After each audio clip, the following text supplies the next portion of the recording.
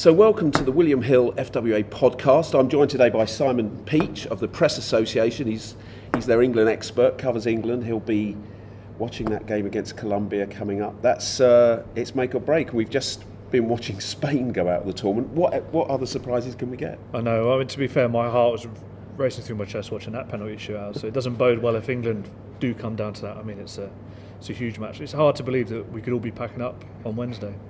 But as they've just shown in there, you know, Spain had a 100% record of penalties. Russia hadn't been in a shootout, and yet Russia triumphed. Spain looked like the novices, didn't they? Yeah, it was. I was hearing some Spanish colleagues saying that David De Gea doesn't have the isn't thought of that highly in Spain, which is hard to believe for anyone that watches English football with any regularity. But he didn't look like he was getting near any of them, did he? And Russia kept composed. And how hard must it be? It was pouring with rain, and you've got 80,000 people and a whole nation and Vladimir Putin somewhere willing you on. And Akinfeev absolutely produced the goods, didn't he? He'll be the hero of Russia today. Yeah, often he's a kind of the butt of many jokes because he's got such a poor Champions League record at keeping clean sheets. But he's a fine goalkeeper, and he kept his nerve. And I mean, that save at the end was quite acrobatic, wasn't it? Yeah. Now, obviously, this does open up this side of the draw as well for England. So if they can progress past Colombia and then Sweden and Switzerland, it's a big if. But it could then it could be then Russia, couldn't it? I mean, as an England fan, that's the kind of result you'd all want. You don't want the big teams to be going through. So obviously, I think we'd all want Croatia to go out to Denmark, but it's a big hurdle, Colombia. I think some people are underestimating them. Even if they don't have James Rodriguez, Quintero's on great form, Falcao. They've got two fantastic centre-backs in Mina and Davinson Sanchez. So, yeah, it's going to be a really hard ask, but you couldn't ask for a better half of the draw. And I mean, the drama keeps unfolding.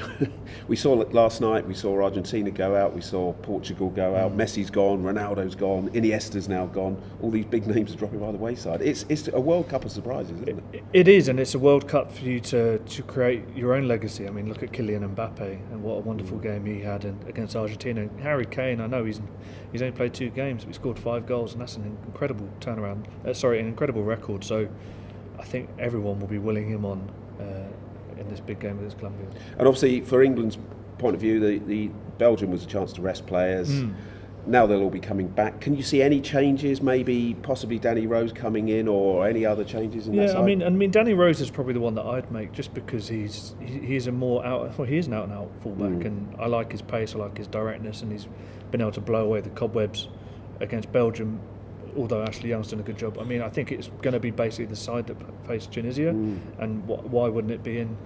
What better time for Raheem Sterling to end his England goal drought than to see off Colombia? And of course, if England get past Colombia, we've got Sweden, Switzerland.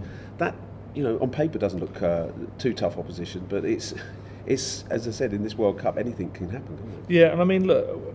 So I heard somebody saying that England have a superiority complex and an inferiority complex, which is true because we're all worried about beating Colombia, but then all thinking we're going to beat Switzerland or Sweden. It's fascinatingly poised, but anyone that was in Nice or was watching the game in Nice 2 years ago knows that England are capable of anything, really. Yeah. So, yeah, it does feel like England's best chance in a generation, probably, to go deep into a competition, but we cannot afford to take Colombia lightly. Yeah, it's the old cliche, isn't it? One game at a time. We've got to think like that as well.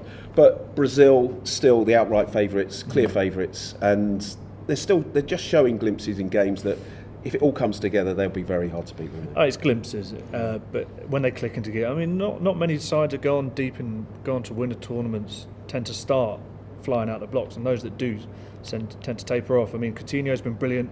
Neymar hasn't reached the heights that we all know he can. Obviously, he's come back from that injury, which I think some people have forgotten. But they have the individual quality and the collective nous under a very, very good coach to go all the way. And France, another team that started slowly, didn't impress massively in the group stages, but last night against Argentina, they looked tremendous, didn't they? Yeah, I mean, their strength and depth's remarkable. They've got some outstanding players. Mbappe announced himself to the world yesterday. I know Giroud has he isn't overwhelmingly popular in France, but he does a job and he brings other people into play.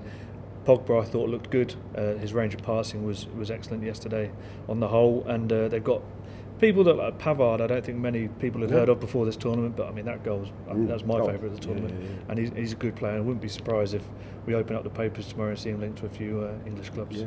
And of course Russia. I mean, who can discount them after that performance today? I mean, it wasn't the best performance in terms of possession and goal chances, but they got through. They found a way of getting through, and the host nation can always get to the final stages, can't they? Yeah, I mean, there's a lot of stories written at the start of the tournament by the local press as much as anyone that this was going to be a horror show for Russia, but they've surprised everyone, haven't they? They've got some very talented players. Golovin looks fantastic. Mario Fernandes, the naturalised Brazilian, is a fine right back. Zuba, who everyone kind of just pigeonholed as a big lump up front, has been doing the job. And yeah, I mean, they dug so deep that game. I was willing them on because they just stuck back. They stuck to their positions. And they say defending is a dying art, but they showed that they really can dig deep and frustrate sides. And Spain didn't offer. I don't understand what they were playing at. They were so passive. They didn't try and break through the lines. Didn't do anything. So just as we finish off here, looking ahead to Colombia, England-Colombia, can you give us a prediction on what you think will happen? I think a narrow England win. In 90 minutes?